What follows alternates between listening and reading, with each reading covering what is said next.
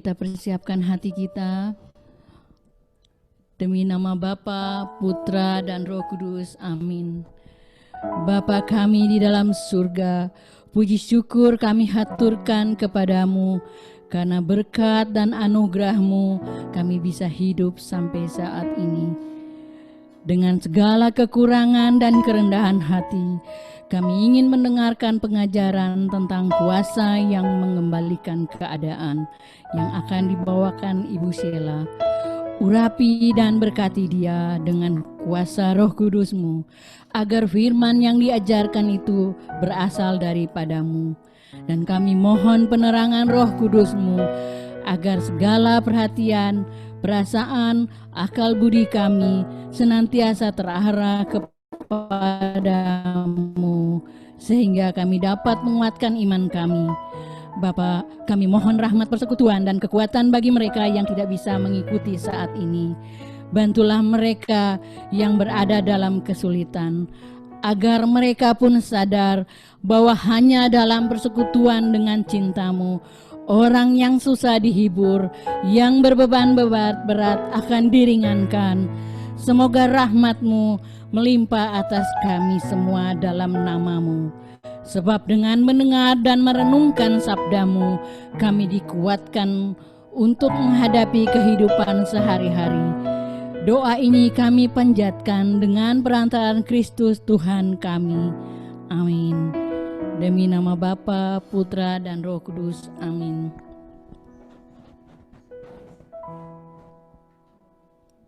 Kami persilakan Ibu Sheila untuk membawa pengajaran ini. Oke. Kami persilakan Ibu Sheila. Terima kasih Ibu Dian, terima kasih Cindy. Oke, selamat siang Bapak dan Ibu semuanya, Shalom.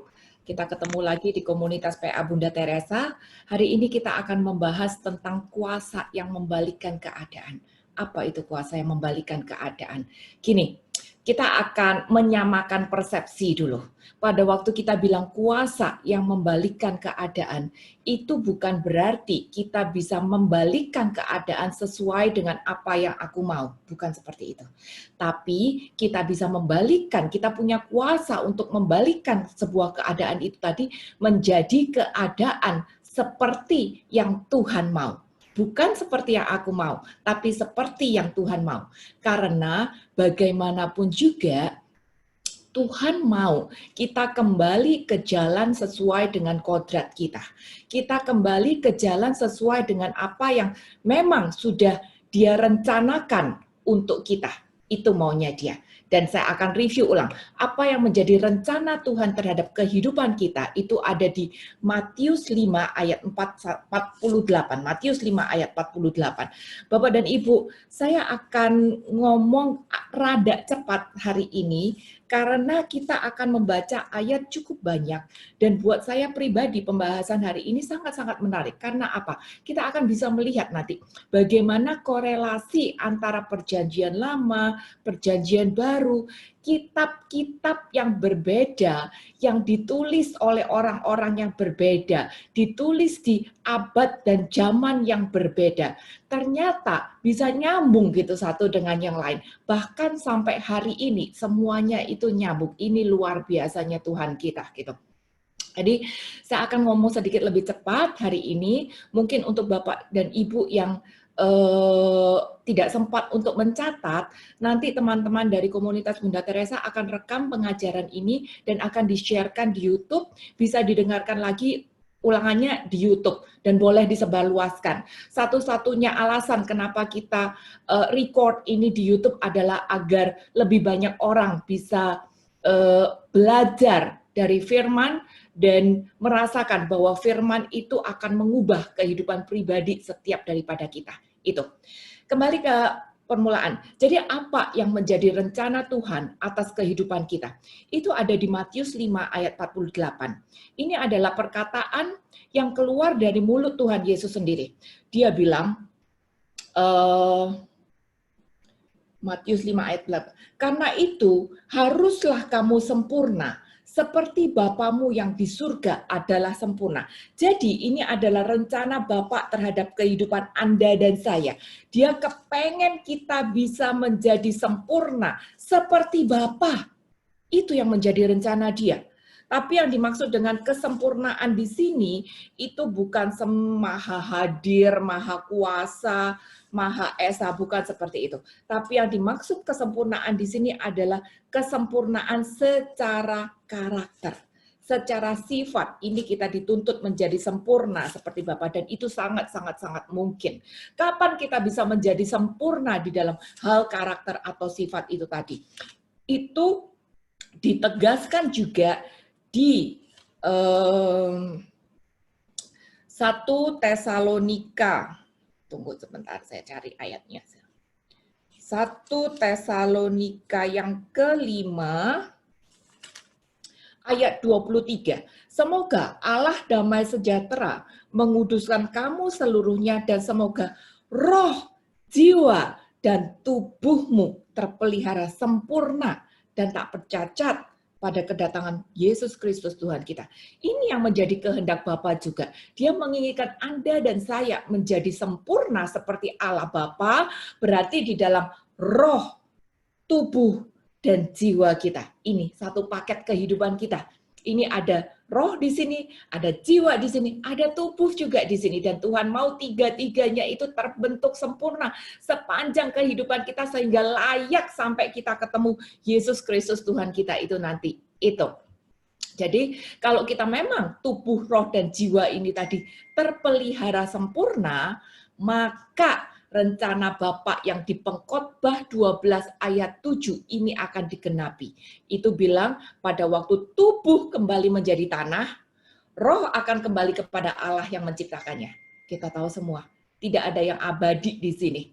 Pada waktunya kita nanti akan kembali menjadi debu tubuh kita. Tapi roh, kalau roh kita sempurna, kita akan bisa kembali kepada Allah Bapa yang menciptakannya. Dan itu yang menjadi rencana Bapa di dalam kehidupan kita. Maka bagaimana kita bisa menggenapi keadaan ini, mengejar kesempurnaan, membalikkan keadaan sehingga rencana Bapa atas Anda dan saya bisa digenapi. Nah, kita tahu kehidupan di dunia ini terlalu banyak tantangan, terlalu banyak masalah dan godaan. Sampai kadang-kadang kita jatuh dalam keadaan perang yang dahsyat. Tapi sebetulnya, kapan ya peperangan itu dimulai? Peperangan itu dimulai sebelum keadaan itu menjadi runyam sebetulnya. Kalau keadaan sudah runyam, perangnya sudah besar, wah itu sudah parah. Peperangan yang sesungguhnya itu dimulai pada waktu keadaan itu masih baik. Saya akan bacakan 2 Samuel 5 ayat yang ke-17. Ketika didengar orang Filistin bahwa Daud telah diurapi menjadi raja atas Israel, maka majulah semua orang Filistin untuk menangkap Daud. Tapi Daud mendengar hal itu lalu pergi ke kubu pertahanan.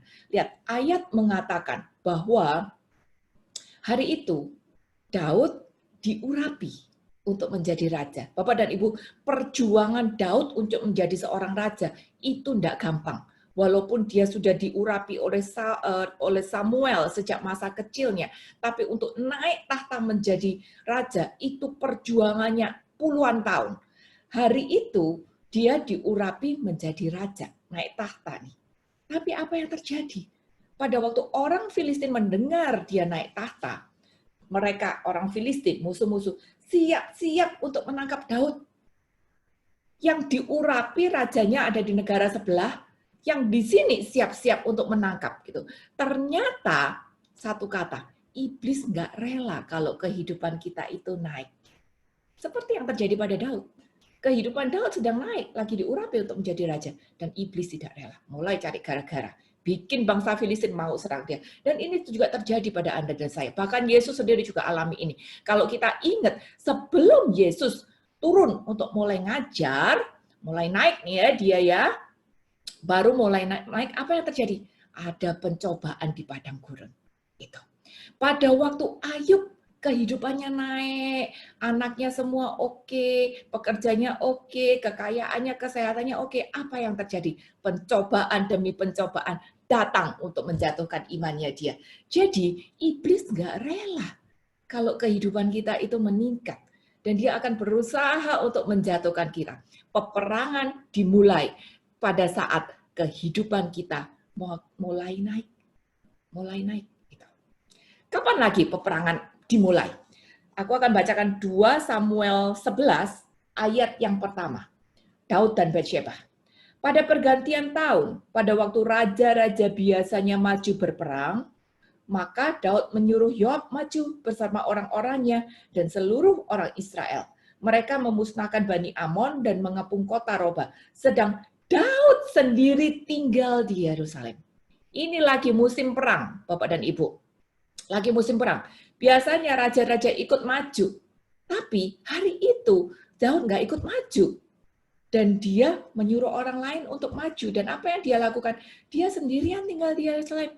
Keadaannya lagi baik, keadaannya lagi sendiri, lagi tenang, orangnya yang perang, tapi dianya tenang-tenang aja, dianya nggak ada perang. Akibatnya apa? Dia lengah. Keadaan Daud lagi nyaman. Dan kenyamanannya itu membuat dia menjadi lengah. Ini yang terjadi. Dan saat dia nyaman, lengah, tidak ada peperangan, iblis masuk, goda-goda dia. Dan akhirnya terjadi peristiwa antara Daud dan Batsyeba. Ini adalah refleksi untuk kita sendiri. Karena sekarang kita sudah melihat 2 contoh di dalam Alkitab bahwa peperangan sebenarnya sudah dimulai pada waktu keadaan kita masih baik-baik aja. Lagi sedang mulai naik, kayaknya enak, atau kita lagi tenang-tenang aja dan nyaman-nyaman aja.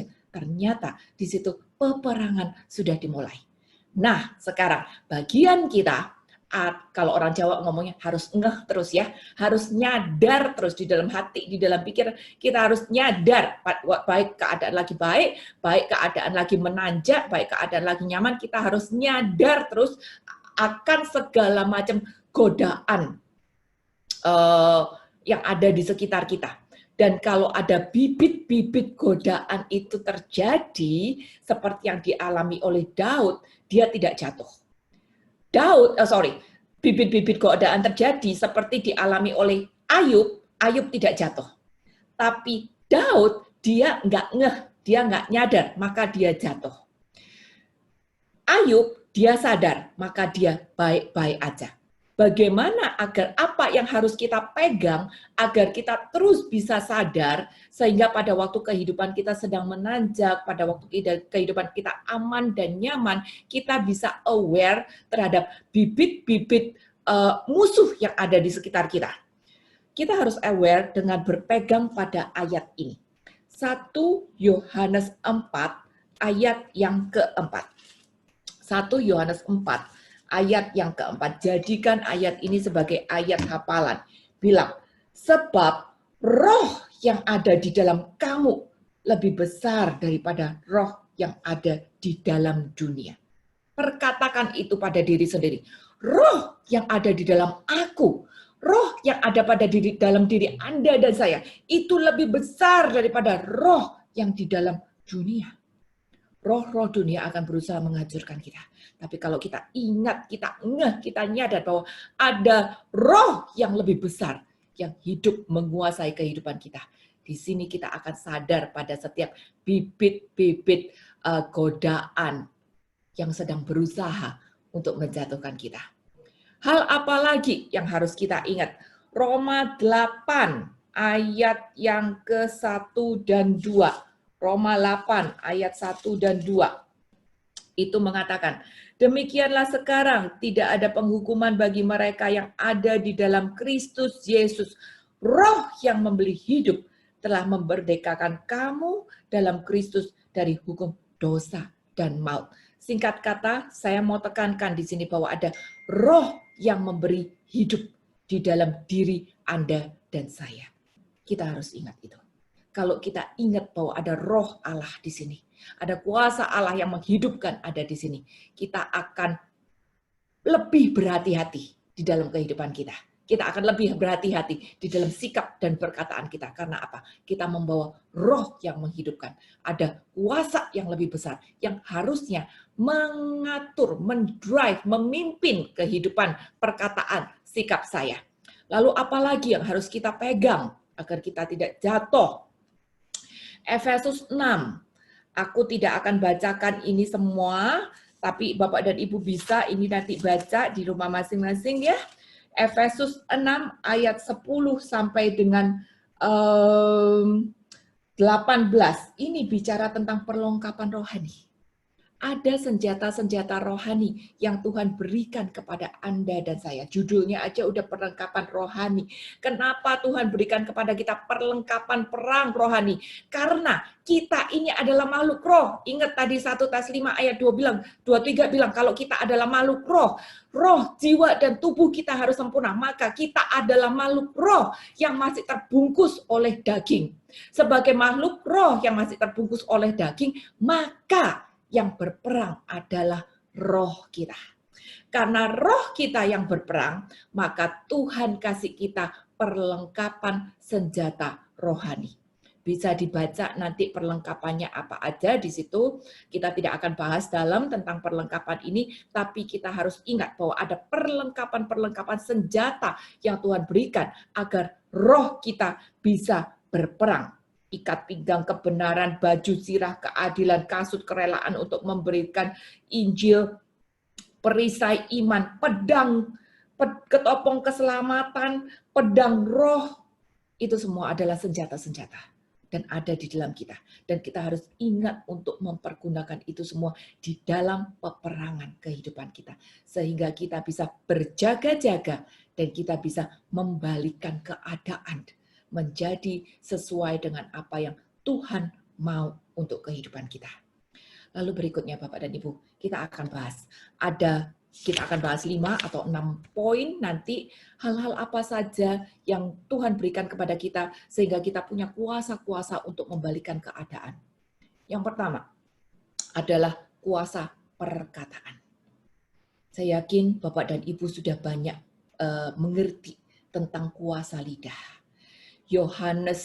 Yakobus 3 bicara satu perikop tentang dosa lidah. Tapi hari ini kita akan memakai patokan ayat yang lain. Dari Yoel 3 ayat 9 sampai dengan habis. Di Yoel 3 ini kita akan bisa melihat bahwa lidah bukan hanya berkuasa untuk menjatuhkan kita, membuat kita berdosa dengan perkataan-perkataan yang menyakitkan atau perkataan-perkataan yang salah. Tetapi lidah juga bisa membawa kehidupan kita naik. Dari lidah yang sama bisa keluar berkat dan kutuk. Ini dari lidah yang sama. Kenapa? Karena lidah ini sebenarnya adalah corong hati kita. Jadi kita harus berhati-hati dengan lidah kita. Karena lidah kita ini punya kuasa untuk membalikan keadaan. Dari keadaan baik menjadi buruk. Atau dari keadaan buruk menjadi baik. Lidah ini punya kuasa. Lidah adalah corong daripada hati kita. Kalau di dalam hati kita terjaga oleh roh yang berkuasa itu, maka lidah kita akan terjaga. Tapi kalau hati kita dikuasai oleh luka, emosi, dan segala macam, maka lidah kita pun juga akan bablas. Orang Jawa bilang seperti gitu. Oke, kuasa perkataan. Ini adalah hal pertama yang akan menolong kita untuk membalikan keadaan sehingga kita bisa menang di dalam kehidupan ini. Yoel 3 ayat 9 dan 10 bilang, maklumkanlah hal ini di antara bangsa-bangsa. Bersiaplah untuk peperangan, gerakanlah para pahlawan, suruhlah semua prajurit tampil dan maju. Tempalah mata bajakmu menjadi pedang, dan pisau-pisau pemangkasmu menjadi tombak. Baiklah orang yang tidak berdaya berkata, aku ini pahlawan. Bapak dan Ibu, ini adalah panggilan untuk semua orang. Lebih tepatnya, ini adalah panggilan untuk orang yang bukan merasa sebagai tentara.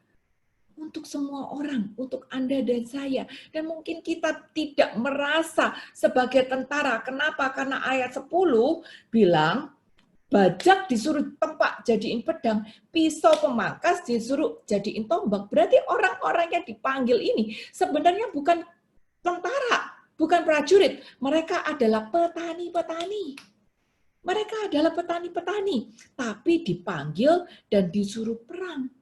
Di sini kelihatan bahwa ada waktunya Tuhan suruh kita untuk perang. Ada dan waktunya Tuhan suruh kita untuk perang. Dan nyatanya kehidupan di dunia ini adalah peperangan.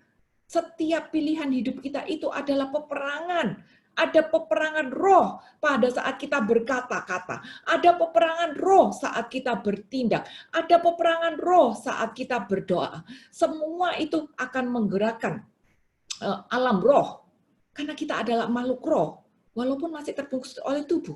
Jadi, walaupun kita bukan tentara dan bukan prajurit, ternyata ada waktunya Tuhan panggil kita untuk berperang. Dan saat Tuhan panggil kita untuk berperang, diharapkan kita bisa berkata, aku ini pahlawan. Yang tidak berdaya berkata, aku ini pahlawan. Di sini kelihatan bahwa ada lagu, Let the Weak Say I Am Strong. Itu.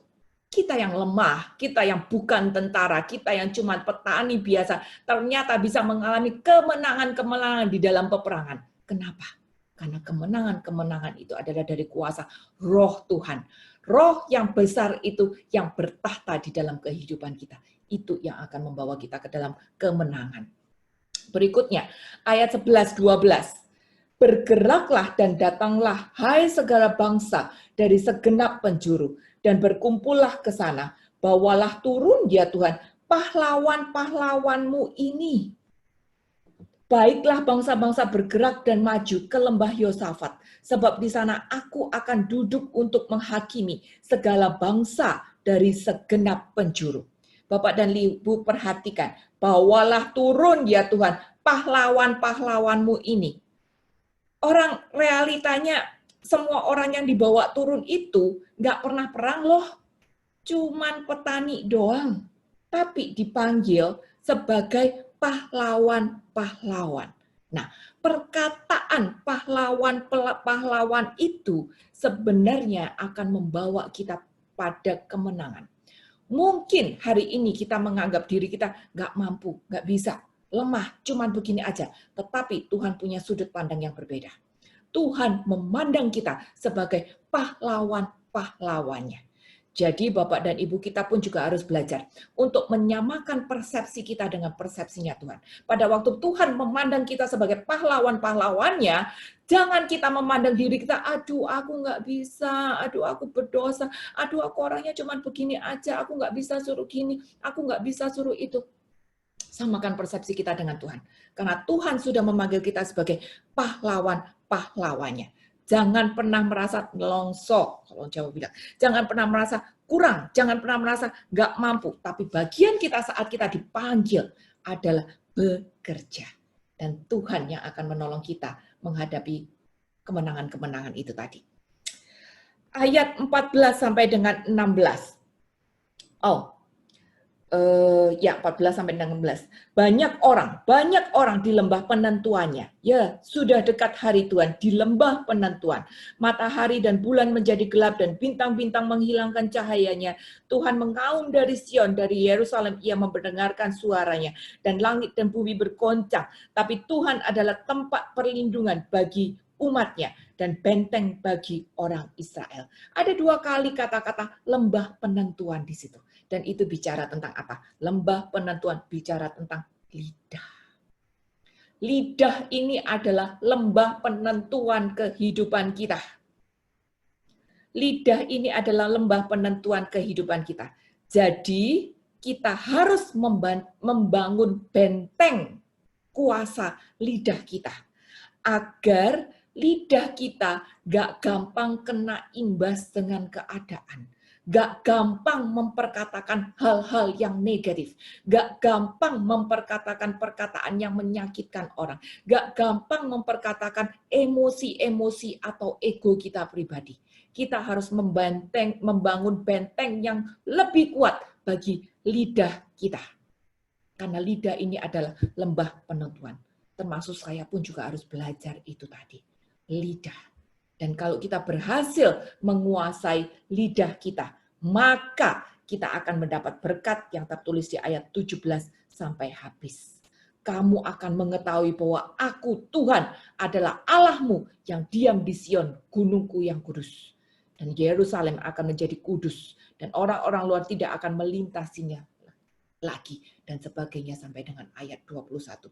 Jadi Bapak dan Ibu, bila kita taat untuk membangun kekuatan benteng di dalam lidah kita, maka Tuhan akan menurunkan berkat-berkatnya. Karena apa? Kita sanggup membalikan keadaan menjadi sesuai dengan apa yang Tuhan kehendaki di dalam kehidupan kita. Kita tidak jatuh pada sisi negatif, kita tidak jatuh pada nelongso, kita tidak jatuh pada ego atau kedagingan sendiri, tapi kita bisa menguasai kontrol lidah kita untuk memperkatakan berkat, untuk memperkatakan yang baik, untuk memperkatakan yang positif di dalam menghadapi peperangan-peperangan kehidupan itu tadi.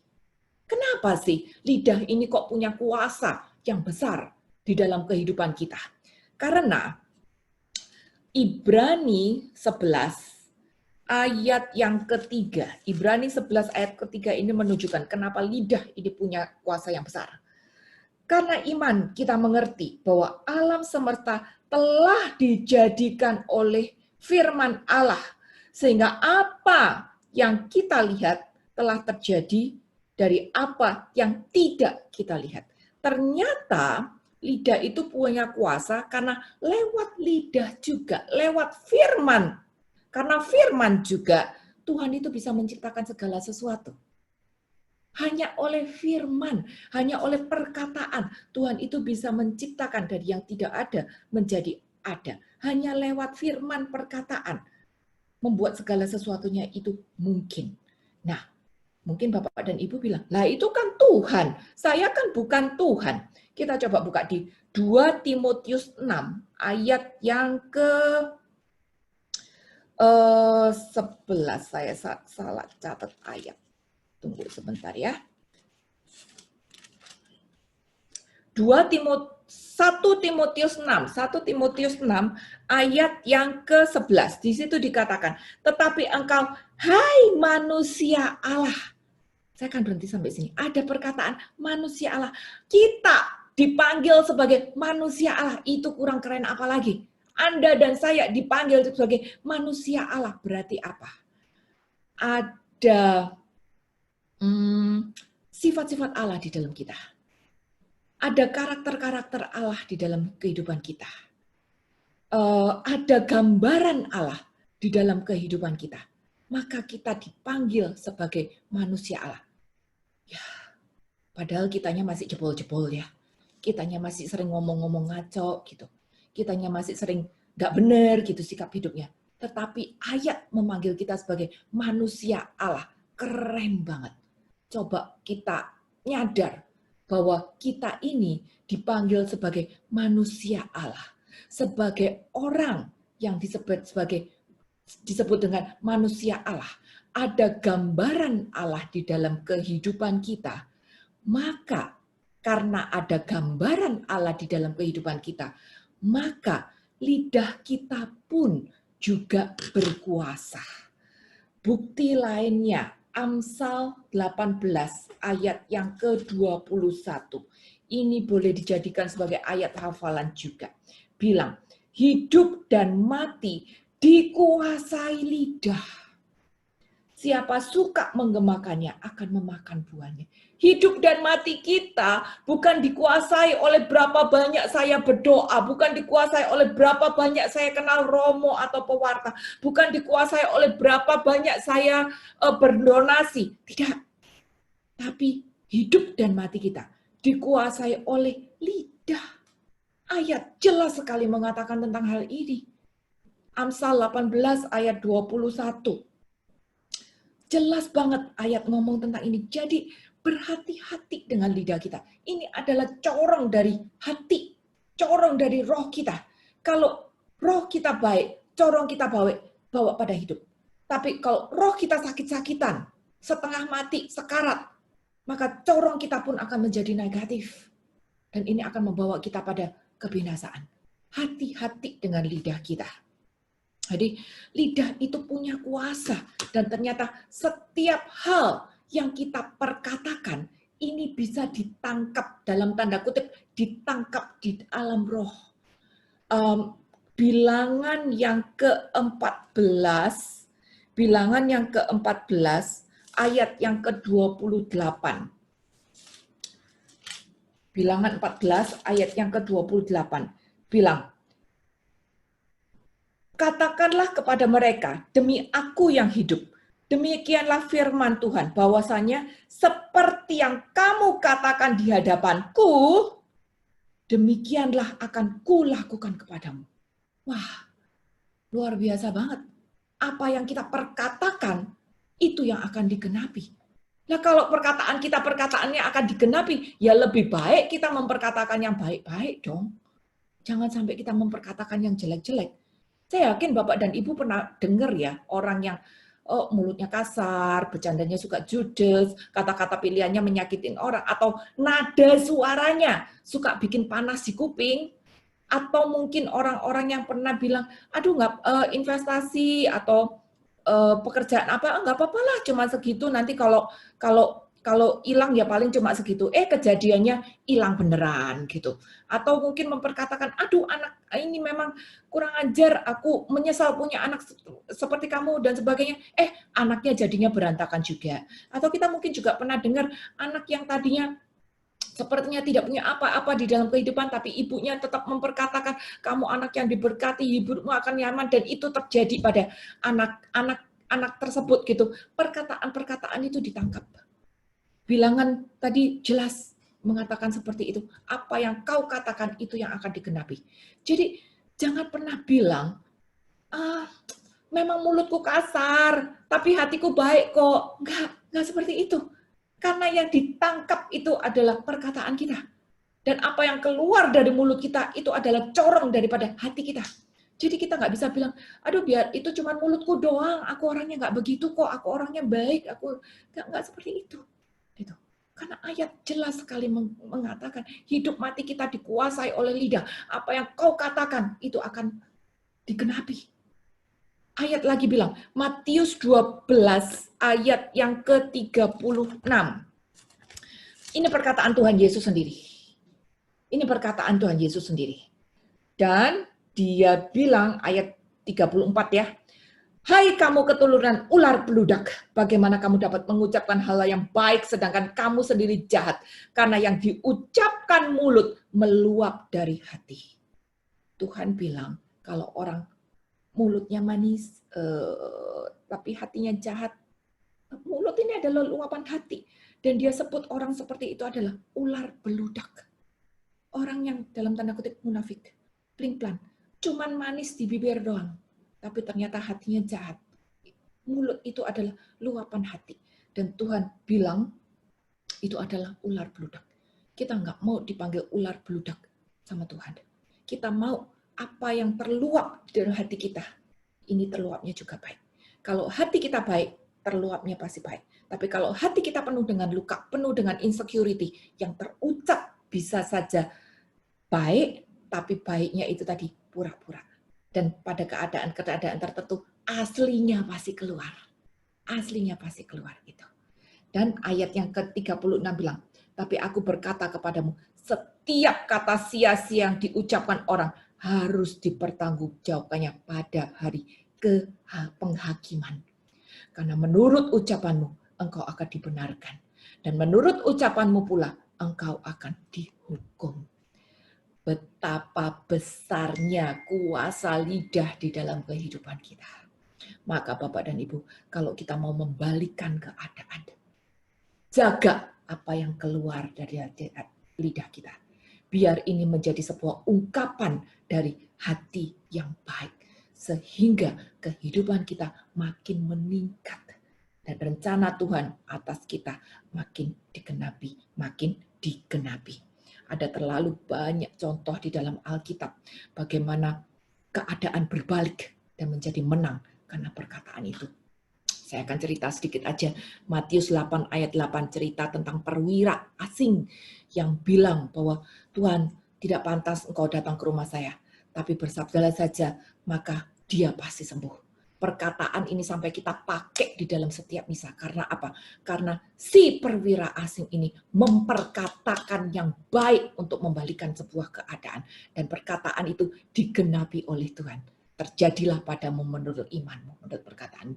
Ini perwira asing loh, Bapak dan Ibu, bukan orang Yahudi. Tapi ayat bilang bahwa dia adalah orang beriman.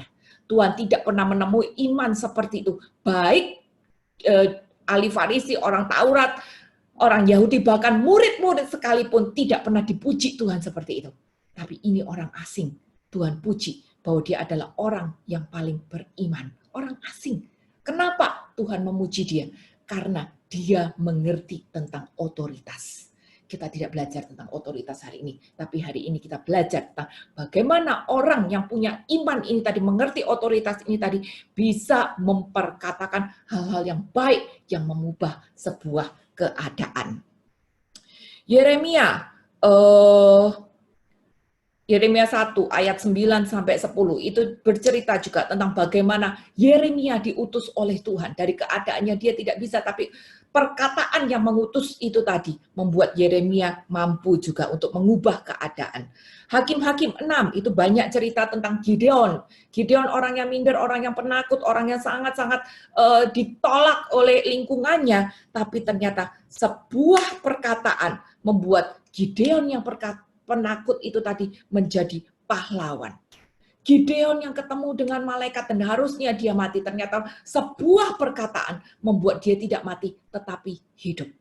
Abraham, kita tahu ya, Abraham itu sudah impoten ya, udah kakek-kakek tua kan, gitu, udah kakek-kakek tua, tapi lewat sebuah perkataan membuat Abraham bisa fertile lagi, bisa punya anak justru di hari tuanya. Padahal dianya udah mandul. Udah umur berapa kan? Udah umur berapa gitu? Udah tua, udah kakek-kakek. Ternyata perkataan punya kuasa untuk membuat kakek-kakek yang loyo ini tadi menjadi fertile. Bapak segala bangsa, bapak para bangsa gitu. Dan anaknya Abraham sendiri, anak kandungnya Abraham sendiri ada 8. Ismail dari Keturah dia punya 6 anak. Jadi total dia sendiri punya 8 anak. Luar biasa kan? Luar biasa. Jadi itu kunci pertama kita bisa membalikan keadaan adalah lidah kita. Kunci yang kedua, kita punya kuasa untuk menduduki gerbang musuh. Kejadian 22 ayat 15 sampai 17. Kita punya kuasa untuk menduduki gerbang musuh. Ayat 15 sampai 17. Untuk kedua kalinya berseluruh malaikat Tuhan dari langit kepada Abraham. Katanya, aku bersumpah demi diriku sendiri. Demikianlah firman Tuhan. Karena engkau telah berbuat demikian dan engkau tidak segan-segan untuk menyerahkan anakmu yang tunggal kepadaku. Maka aku akan memberkati engkau berlimpah-limpah dan membuat keturunanmu sangat banyak seperti bintang di langit dan seperti pasir di tepi laut, dan keturunanmu itu akan menduduki kota-kota musuhnya. Janji Tuhan terhadap Abraham, Kejadian 22, bahwa keturunan Abraham akan menduduki kota-kota musuhnya. Seperti itu, ya. Batasi di situ. Lalu kita buka Galatia 3 ayat yang ke-16. Galatia 3 ayat yang ke-16.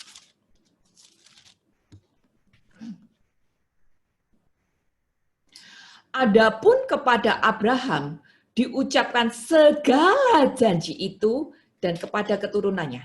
Kita sudah baca tadi janji-janjinya untuk Abraham di Kejadian. Kita sudah baca segala janji itu dan kepada keturunannya. Tidak dikatakan kepada keturunan-keturunannya seolah-olah dimaksud banyak orang, tapi hanya satu. dan kepada keturunanmu, yaitu Yesus, yaitu Kristus. Jadi Bapak dan Ibu, janji untuk menduduki kota-kota musuh ternyata tidak diberikan kepada seluruh keturunan Abraham, tapi diberikan kepada satu keturunan Abraham, yaitu Kristus. Nah, sampai di sini pasti kita bertanya, loh, jadi kita nggak bisa dong menduduki kota-kota musuh, menduduki gerbang-gerbang musuh, karena janji itu ternyata hanya untuk Kristus, bukan untuk kita. Perhatikan lagi. Galatia 3 ayat 29. Ini luar biasanya kitab suci ya.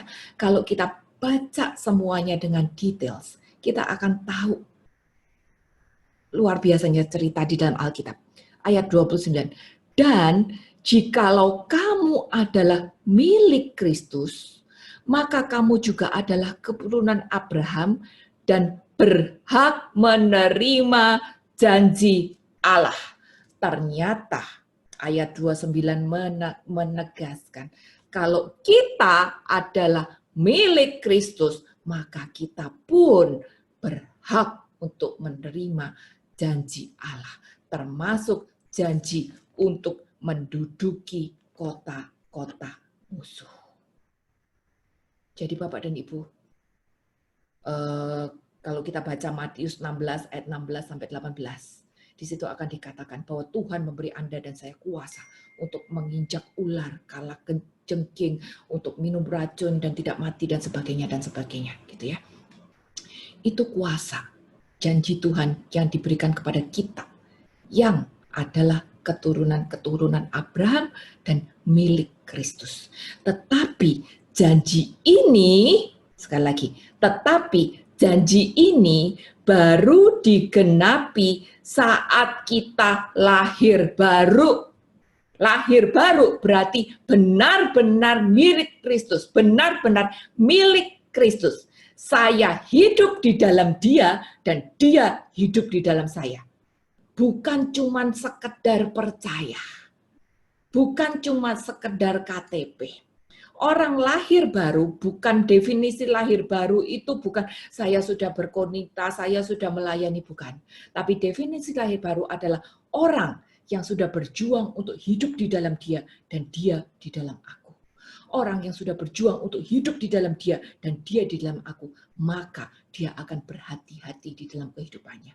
Maka dia akan berjuang untuk menjaga hatinya, menjaga pikirannya, menjaga perkataannya. Maka dia akan berjuang untuk menekan egonya, untuk menekan kedagingannya, sehingga dia bisa mengalahkan musuh oleh kuasa dari Roh Tuhan. Siapa musuh terbesar kita?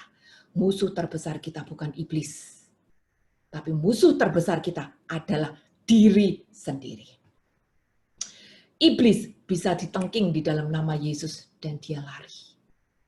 Yakobus 2 ayat 19. Tapi kita tidak bisa nengking diri sendiri. Kalau kolesterol saya misalnya 300 dan saya masih kepengen makan telur asin, saya tidak bisa ngomong di dalam nama Tuhan Yesus, saya nggak boleh makan telur asin lagi dan kolesterolnya turun, kolesterol turun. Gak bisa seperti itu. Yakobus 2 ayat 19. Tapi kita harus mengalahkan kedagingan kita.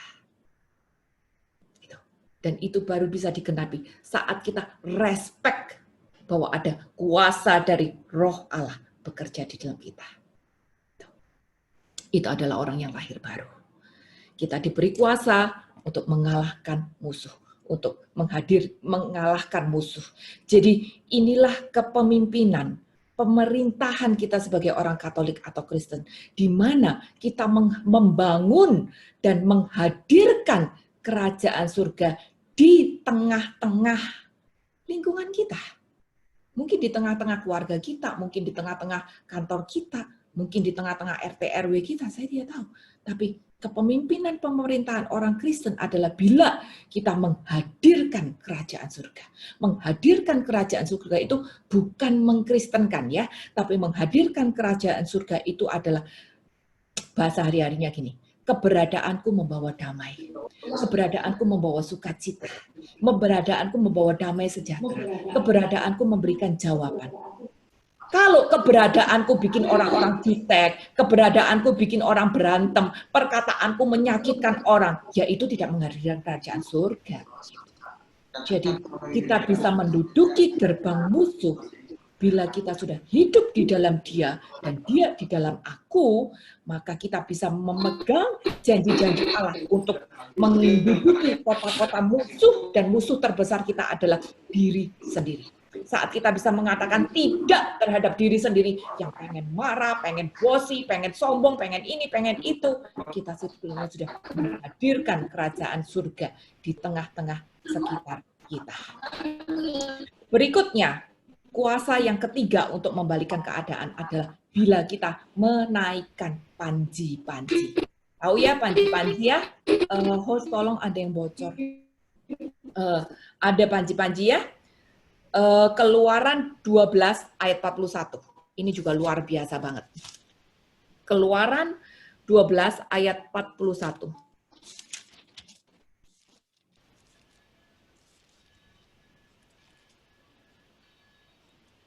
Sesudah lewat 430 tahun, ini cerita pada waktu bangsa Israel baru keluar dari Mesir. Sesudah lewat 430 tahun, tepat pada hari itu juga keluarlah segala pasukan Tuhan dari tanah Mesir.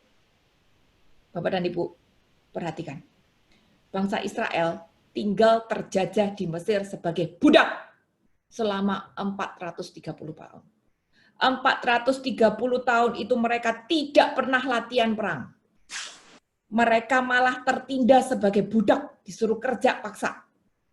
Tetapi pada saat mereka keluar, Tuhan panggil mereka sebagai pasukan Tuhan. Lihat, orang nggak pernah perang loh. Ternyata Tuhan panggil sebagai pasukan Tuhan. Ternyata, sekali lagi nih, sudut pandang Allah sama sudut pandang manusia berbeda. Sudut pandang manusia melihat bangsa Israel di Mesir itu sebagai budak yang tertindas. Tapi ternyata sudut pandang Tuhan melihat mereka sebagai pasukan. Jadi jangan pernah underestimate diri sendiri ya. Kita pun adalah prajurit-prajurit Allah. Kita sudah lihat 2 ayat yang nyebut tentang itu. Jangan pernah underestimate diri sendiri. Dan sebagai pasukan Allah, Tuhan pun juga memberi kelengkapan perang bagi pasukannya. Tadi kita sudah selintas bahas Efesus 6, ada senjata-senjata rohani. Pasti diberikan juga kepada bangsa Israel. Dan yang saya mau bahas di sini adalah bangsa Israel ini diberi kelengkapan dalam bentuk panji-panji untuk berperang. Bilangan 1 ayat yang ke-52. Bilangan 1 ayat yang ke-52. Orang Israel haruslah berkemah masing-masing di tempat perkemahannya dan masing-masing dekat panji-panjinya menurut pasukan mereka. Ada ayat lagi, Bilangan 2 ayat 1 dan 2. Tuhan berfirman kepada Musa dan Harun, orang Israel harus berkemah masing-masing dekat panji-panjinya menurut lambang suku-sukunya. Mereka harus berkemah di sekeliling kemah pertemuan agak jauh dari pantai. 2 ayat kita baca. Bahwa bangsa Israel ini harus berkemah dekat dengan panji-panjinya. Jadi Israel itu kan ada 12 suku toh. Ada 12 suku, tiap suku itu disuruh berkemah dekat dengan panji-panjinya masing-masing. Dan itu adalah kelengkapan pasukan mereka, kelengkapan perang mereka, panji-panji itu tadi. Kenapa kok panji-panji? Kenapa kok nggak disuruh berkemah misalnya dekat benteng, atau berkemah dengan membawa pedang masing-masing, membawa panah masing-masing. Kenapa kok perintahnya nggak seperti itu? Kenapa kok perintahnya disuruh berkemahnya itu bukan melok pedang, tapi kok cuma disuruh berkemah dekat panji-panji? Kenapa? Karena tiap panji itu ada lambangnya, ada simbolnya. Bapak dan Ibu, Tuhan kita itu Tuhan yang penuh dengan simbol, Tuhan yang profetik.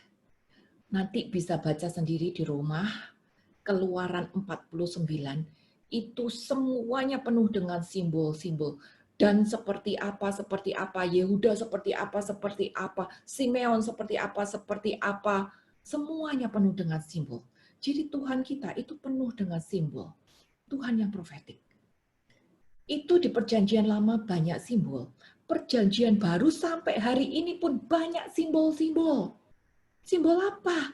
Cuci kaki, salib, ada huruf-huruf, burung merpati, ada jubah, ada stola, ada alfa, ada omega, ada angka-angka, ada warna-warna, ada air. Itu semua kan simbol. Tuhan kita tuh Tuhan yang penuh simbol. Tuhan yang profetik. Apalagi kita Katolik ya. Katolik ini ada banyak sekali simbol-simbol.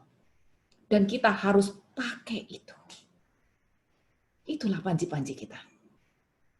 Kenapa? Kenapa kita harus pakai? Karena simbol-simbol itu tadi adalah bagian dari iman kita. Jangan dibalik ya. Simbol-simbol itu bukan iman kita, tapi adalah bagian daripada iman kita. Jadi, oleh iman kita kepada Tuhan Yesus, pada saat kita memegang simbol-simbol itu tadi, simbol-simbol itu menjadi berkuasa. Simbol-simbol itu tadi bukan jimat. Bukan jimat. Kalau kita pegang sebuah simbol, kalau kita pegang, saya lagi nggak punya apa-apa buat dipegang hari ini, kalau kita pegang sebuah simbol, tapi ngomong ini deh, kalau kita pegang sebuah simbol, tapi kita tidak punya iman terhadap Yesus, maka barang ini tidak ada kuasanya. Jangan pernah berpikir kalau kita pegang ini sebagai jimat untuk kita. No. Tapi iman kita kepada Yesus. Roh ada yang padaku lebih besar daripada roh dunia. Itu yang kita pegang. 1 Yohanes 4 ayat 4. Roh ini tadi, iman yang ada di sini, ini yang akan membuat simbol-simbol ini tadi punya kuasa. Tapi kalau kita tidak ada iman, maka ini juga tidak akan bekerja. Jadi iman kita lebih penting, akan membuat ini punya kuasa. Jangan dibalik, ini bukan jimat. Ini bukan jimat, tapi iman kita akan membuat setiap simbol, setiap panji itu tadi punya kuasa. Di situ kita respect bahwa baptisan ada artinya, bahwa salib ada artinya, bahwa stola merah ada artinya, bahwa rosario ada kuasanya, bahwa alfa omega ada artinya. Semuanya ada artinya. Ada kuasa Allah bekerja di balik simbol-simbol itu. Karena apa? Karena iman kita. Jadi kita bisa membalikkan keadaan saat kita menaikkan panji-panji itu tadi. Dan panji yang paling terpenting adalah Keluaran 17. Keluaran 17 itu banyak, kita akan coba baca satu ayat aja. Sebetulnya ada ayat 8 sampai 16 tapi terlalu panjang. Keluaran 17 ini cerita tentang kemenangan bagi orang Israel saat Musa mengangkat tangan. Ayat 11 bilang, terjadilah apabila Musa mengangkat tangannya, lebih kuatlah bangsa Israel. Lalu ayat 15, nanti dibaca sendiri ya Bapak dan Ibu kelengkapannya. Ayat 15 bilang, Musa mendirikan sebuah mezbah dan menamainya Tuhanlah panji-panjiku. Tuhanlah panji-panjiku. Dan panji-panji ini adalah panji-panji yang terpenting pada saat kita mengangkat tangan untuk Tuhan. Kenapa? Karena dengan mengangkat tangan, ini adalah simbol saya berserah. Saya menyerahkan kehidupanku, saya menyerahkan keadaanku, saya menyerahkan hati dan pikiranku, saya menyerahkan kehidupanku agar berjalan sesuai dengan rencana dan kehendak Tuhan. Saya menyerah. Bukan saya menyerah, berserah, saya berserah kepada Tuhan. Itu membiarkan Tuhan yang nyetir, berkuasa. bukan lagi aku yang nyetir, tapi Tuhan yang nyetir kehidupanku. Bapak dan Ibu, ini semua aku sebut sebagai sebuah kekayaan Kristiani. Matius 13 ayat yang ke-52. Matius 13 ayat yang ke-52. Itu bilang, maka berkatalah Yesus kepada mereka, karena itu setiap ahli Taurat yang menerima pelajaran dari hal kerajaan surga itu seumpama tuan rumah yang mengeluarkan harta benda yang baru dan yang lama dari perbendaharaannya. Ada harta baru, ada harta lama. Bahkan di dalam Alkitab ada harta baru di dalam perjanjian baru, tapi juga ada harta-harta lama di dalam perjanjian lama. Makanya perjanjian lama tuh nggak pernah dihapus dari Alkitab. Karena itu berupa harta. Kalau itu bukan berupa harta, pasti sudah dihapus. Tapi tidak pernah ditip X kan? Jadi masih ada artinya. Walaupun perjanjian lama. Jadi salah satu kuasa untuk membalikan keadaan kita adalah bila kita menaikkan panci-panci. Dan panci yang paling penting di dalam kehidupan kita, bila kita mengangkat tangan, berserah. Iblis pun berusaha untuk nyontek. Nggak usah dibaca, tapi ada ayat bilang, Mazmur 74 ayat 3-4, catat aja. Ini iblis pun berusaha nyontek Tuhan. Iblis itu selalu berusaha untuk nyontek sama Tuhan. Kalau Tuhan punya panci-panci, Tuhan memberikan berbagai macam simbol untuk panci-panci, iblis pun nyontek. Dia pun juga bikin panci-pancinya sendiri. Itu ada di Mazmur itu tadi. Contekannya iblis yang berusaha untuk copy paste Yesus. Bagian kita harus tahu mana panci Tuhan Yesus yang asli. Dan kita pegang berdasarkan iman kita kepada Dia. Berikutnya, bagaimana kita bisa membalikkan keadaan bila kita tidak membuka celah. 1 Samuel 30 ayat yang ke-6. Dan Daud sangat terjepit karena rakyat mengatakan hendak melempari dia dengan batu. Seluruh rakyat itu telah pedih hati, masing-masing karena anaknya laki-laki dan perempuan, tapi Daud menguatkan kepercayaannya kepada Tuhan Allahnya. Bapak dan Ibu, ini nanti satu perikop boleh dibaca. Sekarang saya ceritain aja 1 Samuel 30 ini tadi. Ini cerita Daud pada waktu Daud paling susah di dalam kehidupannya. Apa yang terjadi pada Daud hari itu? Yang terjadi kayak gini. Daud itu lagi dikejar-kejar oleh Saul, Raja Israel. Karena Raja Israel kejar dia, ultimatum mati untuk dia. Otomatis Daud adalah buronan negara. 1. Daud pun dibenci oleh musuh-musuh orang Israel, Amalek, Filistin, segala macam, benci sama Daud. Karena apa? Daud membunuh orang musuh Israel. Selalu mengalahkan orang Israel, non-Israel, selalu mengalahkan musuh-musuh Israel. Maka Daud pun dikejar-kejar oleh bangsa asing.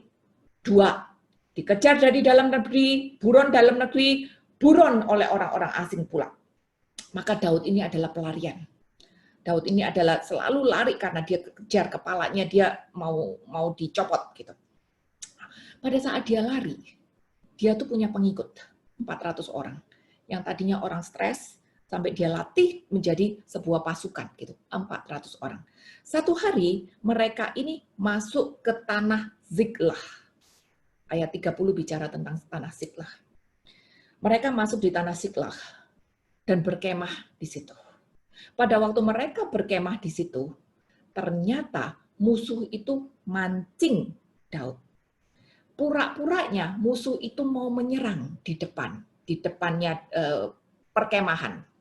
Maka Daud bilang sama pasukannya, ada pasukan di depan, ayo kita serbu mereka biar mereka tidak masuk di dalam perkemahan.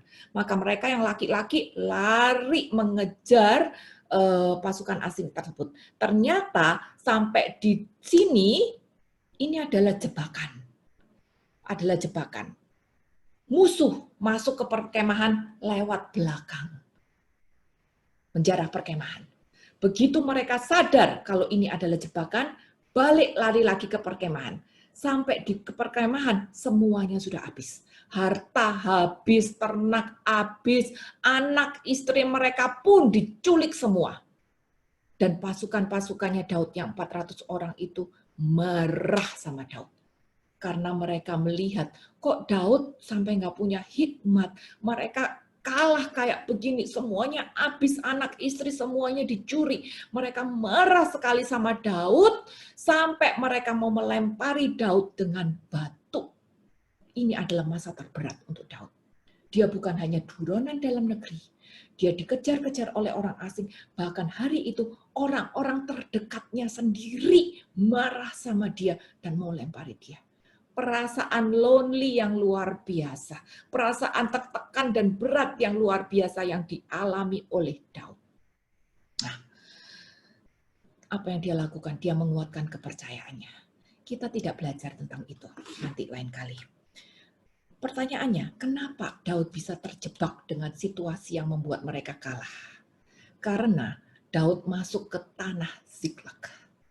Tanah Siklag itu apa? Tanah Siklag itu adalah tanah yang harusnya punyanya Yehuda.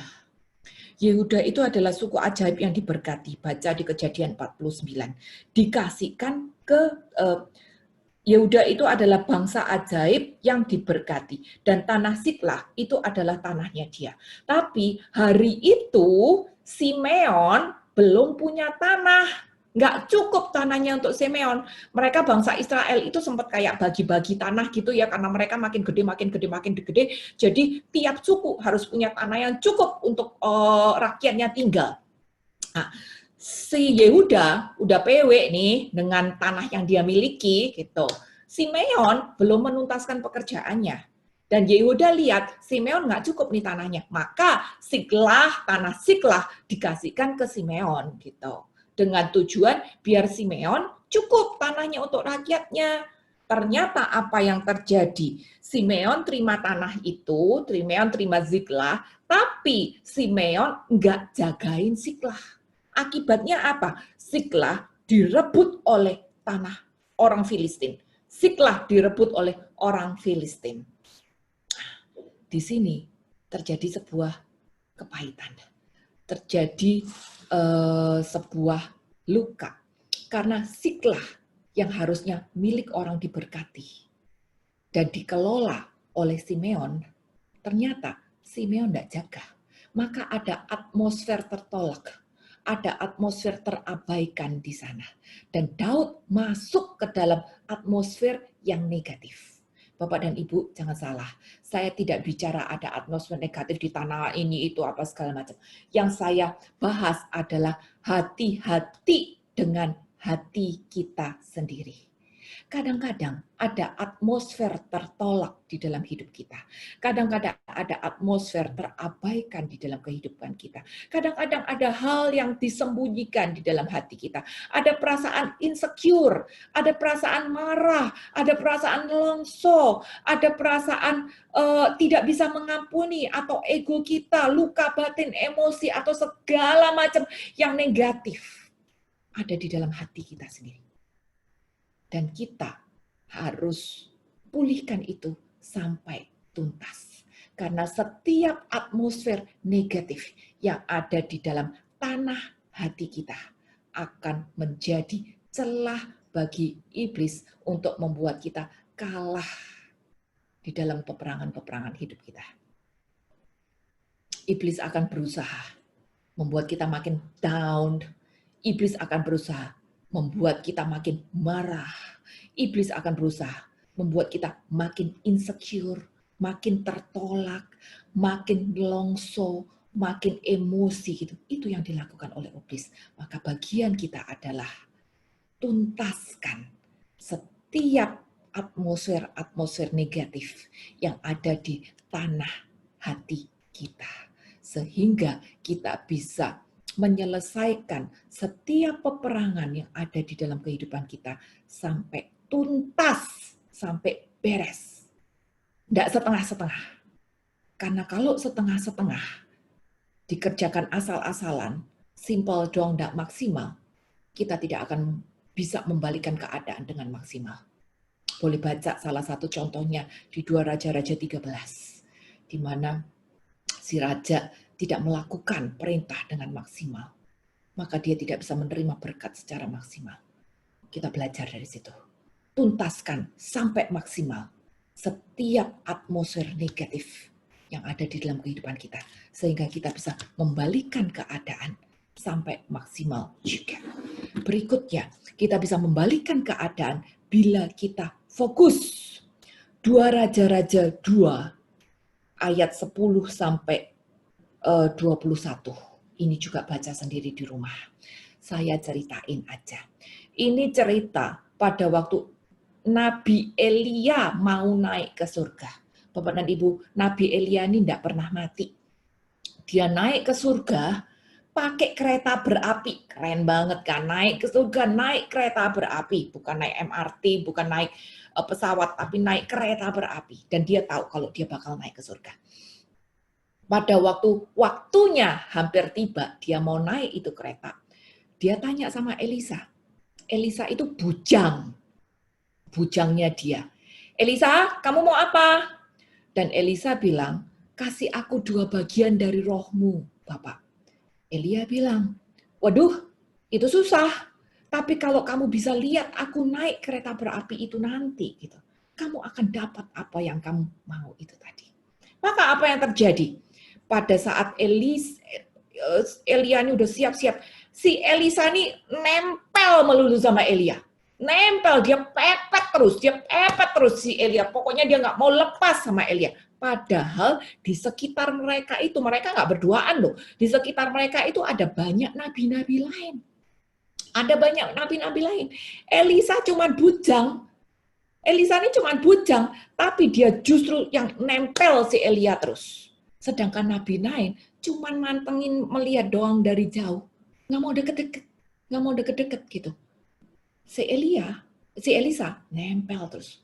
Maka pada waktu kereta berapi datang dan mulai naik, dia tempel si Elia dan dia kejar itu kereta berapi sambil lihat ke atas gitu. Dia liatin karena dia berusaha untuk fokus melihat pada Elia agar dia mendapat apa yang dia kepengen. Akhirnya apa? Dia dapat itu. Rohnya Elia. Kuasa lidah, dia bilang, aku mau dapat 2 bagian dari rohmu. Dan dia usaha untuk nempel terus. Ora et labora, kuasa lidah. Dan dia usahakan dengan nempel terus. Itu usahakan, ada bagian yang harus kita lakukan. Ora et labora. Maka dia dapatkan itu. Dia yang tadinya bujang, langsung naik level melebihi nabi-nabi yang lain. Nabi-nabi yang lain dapat apa? Tidak dapat apa-apa. Orang mereka nggak mau deket, mereka cuma liatin doang, cuma mendengarkan doang, tapi nggak usaha. Bisa. Jadi Bapak dan Ibu, fokus itu berarti ora et labora. Ya kita harus berdoa, ya kita harus ada iman, tapi pekerjaan kita juga menuntut kita untuk fokus. Dan saat kita mengusahakan itu, melakukan itu, kita akan bisa membalikan keadaan. Kita akan bisa membalikan keadaan. Ya, jadi bagian kita berdoa, ritual kita, PA seperti ini, PD, novena, rosario, apapun juga ritual kita. Pakai setiap ritual kita sebagai sarana untuk makin nempel sama Tuhan. Kalau ritual kita memang membawa kita, roh kita makin lama makin dekat sama Tuhan. Itu kelihatannya apa sih? Kelihatannya itu saya makin tahu, saya makin rendah hati, saya makin kenal kekurangan-kekurangan diri sendiri, saya makin tahu hal-hal apa yang saya harus dirubah, saya makin bisa mengampuni, saya makin tahu hal-hal apa yang harus dipulihkan di dalam kehidupan. Itu bukti kalau ritualku itu memang membawa aku makin dekat sama Tuhan. Ritualku bukan cuma sekedar badanku datang, kupingku mendengar, tapi hatiku tertutup. Tidak. Ritualku bukan cuma sekedar kegiatan lahiriah. Tapi ritual harus mengubah innerku, harus memberi dampak positif pada dalam sini, membuat rohku makin dekat, makin nempel sama Tuhan, makin mengenal Dia dan membuat Dia hidup di dalam aku, mengubah aku, makin membuat kita mengerti apa yang menjadi isi hati Bapa. Apa yang Bapak mau aku lakukan? Seperti itu. Kalau ada kejadian-kejadian apa kita tidak mengerti, tanya sama Bapak. Bapak, apa maksudmu? Lewat peristiwa ini sebenarnya Tuhan mau ngomong apa? Lewat kejadian ini yang berat, peristiwa yang menyakitkan, peristiwa yang berbeda dengan apa yang aku kehendakin, apa yang aku pikirkan, keadaan seperti ini, sebenarnya Bapak mau ngomong apa? Nanya. Makanya makin nempel. Gitu. Doa bukan cuma sekedar bibir doang, tapi doa adalah komunikasi antara roh yang ada di dalam kita dengan rohnya Bapak. Nempel. Antara roh sama roh makin nempel. Di situ kita akan makin fokus. Baik di dalam relasi rohani kita, termasuk di dalam tindakan dan perkataan kita akan makin fokus. Ayat perjanjian barunya Ibrani 12 ayat 2. Mata hati tertuju kepada Yesus. Abaikan hinaan, tekun memikul salib. Mata hati tertuju kepada Yesus. Fokus. Yang terakhir, bagaimana kita bisa membalikkan keadaan bila kita punya hikmat. Bila kita punya hikmat. Bapak dan Ibu, hikmat itu tidak bisa dipelajari. Tapi hikmat bisa didapat bila kita punya relasi sama Tuhan itu makin dekat.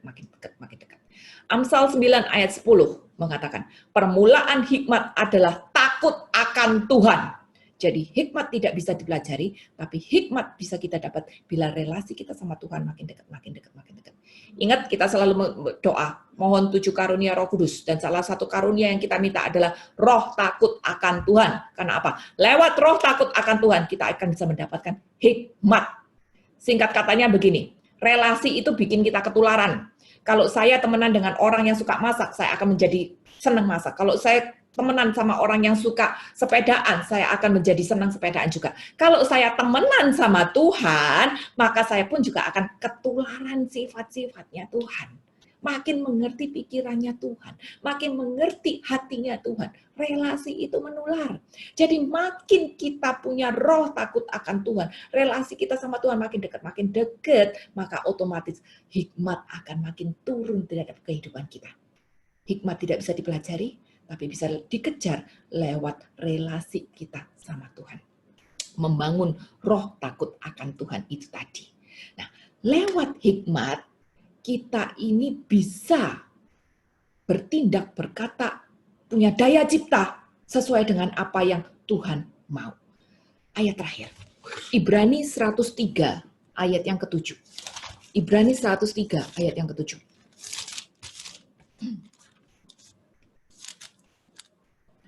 Ia telah memperkenalkan jalan-jalannya kepada Musa, perbuatan-perbuatannya kepada orang-orang Israel. Saya mau garis bawahi kalau Tuhan itu memperkenalkan jalan-jalannya. Memperkenalkan jalannya itu kayak gini loh. Saya suka misalnya ya, ayam rendang. Nah, dan karena saya suka ayam rendang, saya tuh dikasih resepnya sama ibu yang pintar masak ayam ini. Ini loh caranya bikin ayam rendang. Bumbunya itu ini. Cara masaknya tuh gini. Langkah pertamanya ini, langkah keduanya ini, langkah ketiganya ini. Jangan kebalik ya, gitu. Saya ini dikasih resepnya sampai detail. Nah, itulah memperkenalkan jalan-jalannya. Tuhan memperkenalkan jalan-jalannya, memberikan resepnya sampai details kepada kita. Questionnya, pada waktu Tuhan memberikan resepnya sampai detail kepada kita ini dengar apa enggak? Setelah kita dengar, kita nurut apa enggak? Kalau kita dengar dan kita nurut, maka kita punya hikmat dan bisa melakukan dengan benar. Tapi Mazmur bukan Ibrani, Lisa. Mazmur 103 ayat 7. Yang tadi Ibrani 12 ayat 2.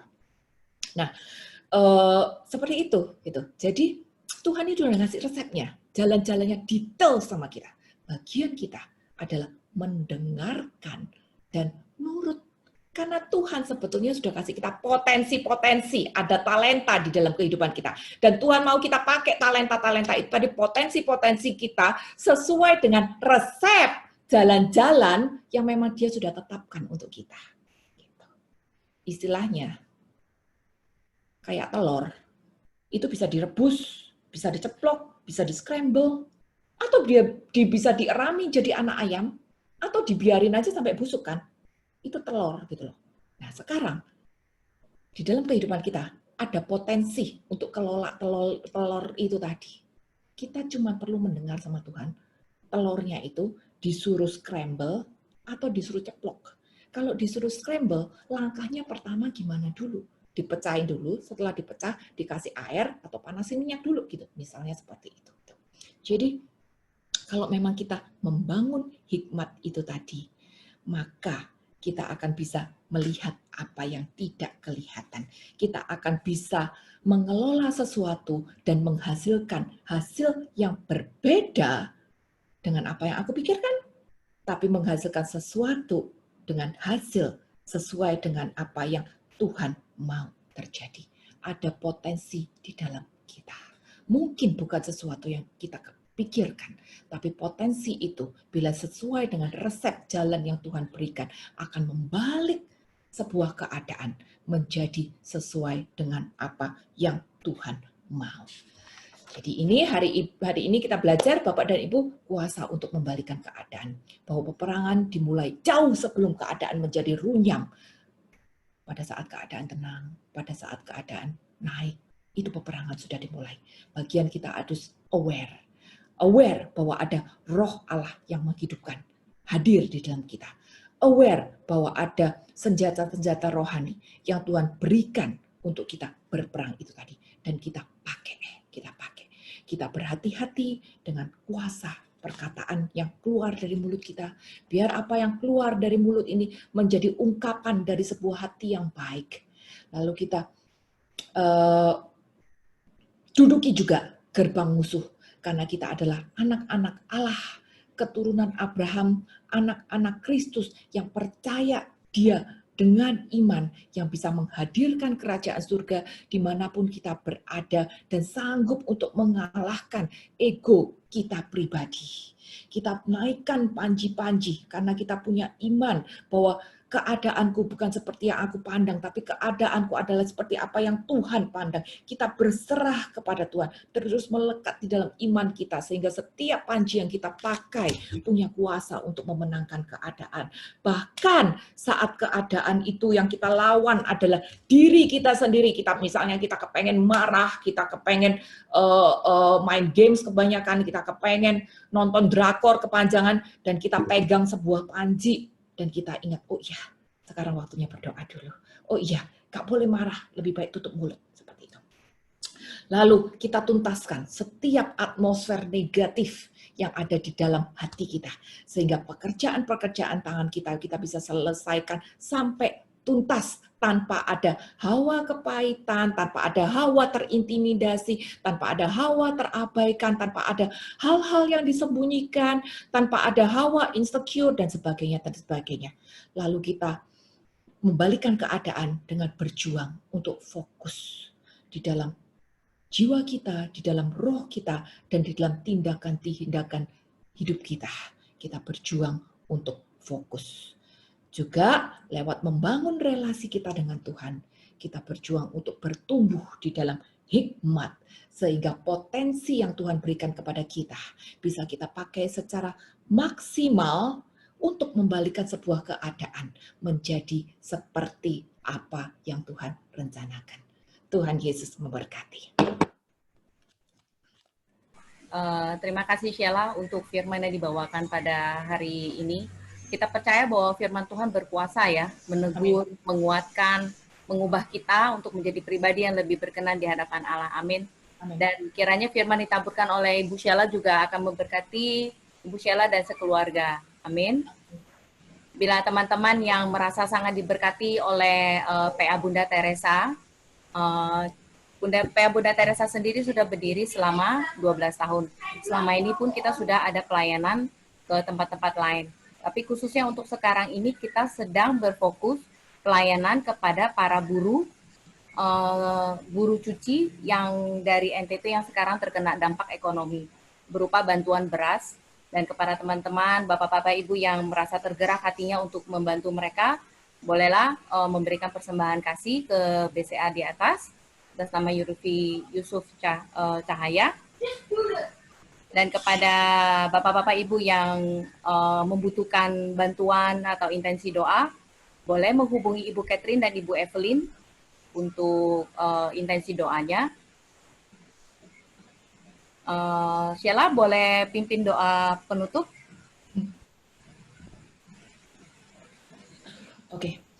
Baik, mari Bapak dan Ibu kita satukan hati dan kita buat tanda kemenangan Kristus. Di dalam nama Bapa dan Putra dan Roh Kudus. Amin. Bapa dalam surga, terima kasih Bapa atas kasih-Mu Bapa. Terima kasih Bapa karena hari ini kami boleh belajar banyak hal Bapa dari harta firman yang telah Kau berikan kepada kami Bapa. Bapa, terima kasih karena Engkau telah mengingatkan kepada kami bahwa Engkau telah menaruh potensi-potensi besar di dalam kehidupan kami. Bahwa Engkau telah memanggil kami sebagai anak-anak Allah Bapa. Bapa, kami mau kehidupan kami menjadi berkat, menjadi seperti apa yang Engkau kehendaki Bapa. Ampuni kami Bapa karena sering kami lalai. Terlalu sering Bapa selama ini Bapa kami hanya mementingkan ego kami. Kami hanya mementingkan apa yang kami mau Bapa dan kami lupa bahwa Bapa bahwa kehidupan kami harusnya berjalan seperti apa yang Engkau mau, bukan seperti apa yang aku mau Bapa. Ampunilah kami Bapa. Bapa, hari ini Engkau telah mengingatkan kami Bapa bahwa Engkau telah memberi kami kuasa-kuasa untuk membalikan keadaan sehingga rencana-Mu boleh digenapi di dalam kehidupan kami Bapa. Bapa, biarlah setiap firman kami percaya Bapa yang telah Engkau tabur ini Bapa boleh jatuh ke lahan yang subur Bapa, menjadi rema di dalam kehidupan kami Bapa, mengubahkan setiap kami dan membuat kami ingat bahwa roh yang ada di dalam kami lebih besar daripada roh-roh dunia. Engkau telah memberi kami Bapa perlengkapan senjata surgawi Bapa untuk memenangkan keadaan Bapa. Dan kami percaya Bapa, bila roh-Mu bertata di dalam kehidupan kami bisa menjaga lidah bibir kami.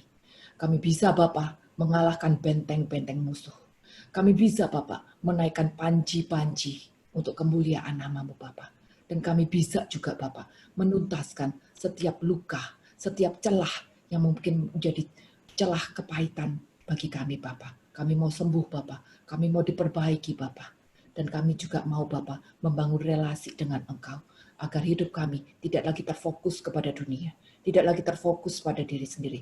Tapi terfokus pada Engkau. Terfokus pada kemuliaan nama-Mu Bapa. Dan kami juga berdoa Bapa agar setiap potensi yang telah Kau tanamkan pada kami Bapa bisa menjadi maksimal Bapa. Sehingga kehidupan kami memang boleh terjaga di dalam tubuh, roh, dan jiwa kami menjadi sempurna seperti rencana-Mu. Terima kasih Bapa dalam surga. Sebentar kami akan kembali kepada aktivitas kami masing-masing. Tapi di dalam beraktivitas, disitulah kami menghadapi pelayanan kami yang sesungguhnya Bapa. Dan biarlah setiap aktivitas ini Bapa, Kau urapi dengan kuasa daripada Roh Kudus-Mu Bapa. Sehingga kegiatan kami, perkataan kami bisa membawa damai sejahtera, membawa sukacita, membawa berkat bagi orang-orang di sekitar kami. Terima kasih Bapa dalam surga, di dalam nama Tuhan Yesus kami berdoa, memohon dan mengucap syukur. Amin. Dalam nama Bapa dan Putra dan Roh Kudus. Amin. Sorry, ada satu lagi pengumuman untuk tema kita minggu depan, Kamis depan. Kita akan, firman akan dibawakan oleh Romo Benipang. Kepada Bapak dan Ibu yang sudah mendaftar Google Drive, sudah tidak usah daftar lagi, hanya menunggu saja untuk. Tapi mungkin kalau mau share kepada teman-teman lain yang belum pernah ikut PA Bunda Teresa, boleh menghubungi Monik dan Jenny untuk link Google-nya. Pendaftaran Google Form-nya agak dikirimkan oleh Monik dan Jenny untuk linknya.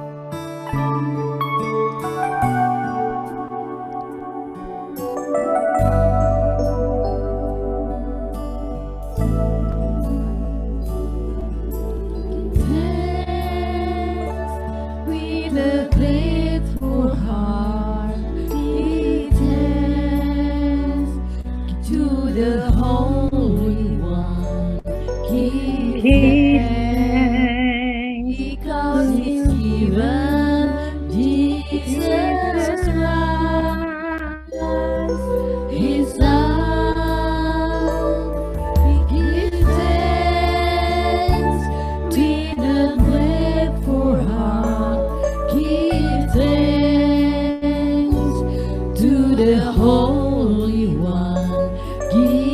thanks because He's given Jesus Christ,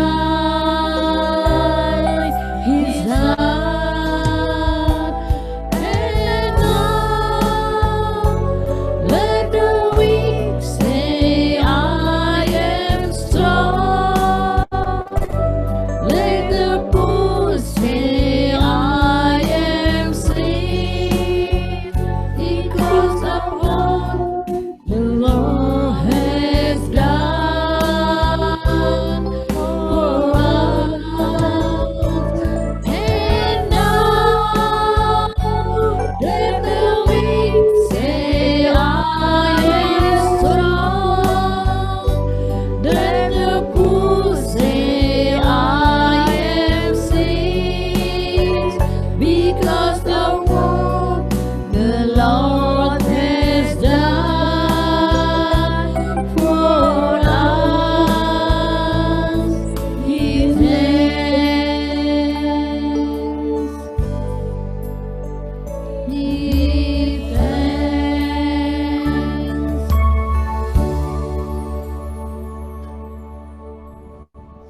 Terima kasih.